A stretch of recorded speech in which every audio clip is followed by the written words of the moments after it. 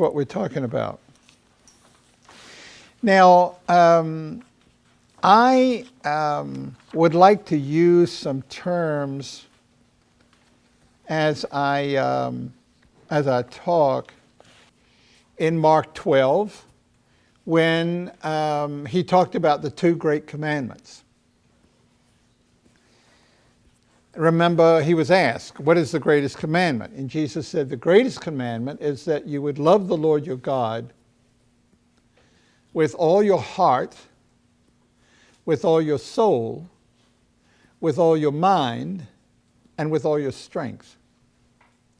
Now, what did Jesus mean when he said, all your heart, all your soul, all your mind, all your strength? What did he mean by that? Was he just placing emphasis that you should love God? Or do those terms mean something? Do they actually refer to components of the inner life or components of the life? It has been enormously helpful for me to view those 4 components or 5 components as part of the human person. That has been incredibly helpful. And although Dallas Willard has been of enormous help to me in this area, he's not the only person by any means that has written about that. In fact, Dallas Willard himself says that his understanding of the soul, he learned more from Teresa of Avila than from anything else he's ever read on the soul. And of course, we know that Dallas Willard is, a professor of philosophy and a learned man. That these terms in the Bible are not exclusive. I mean, we don't want to kind of start a new denomination on this. We're not. And when the Bible talks about the heart, it's talking about something that we all have, and it's different than the soul. There is a man who was almost assuredly to be the next president of France. So very intelligent, very capable, very knowledgeable about politics, very knowledgeable about the world economies, and the police came and took him off the plane.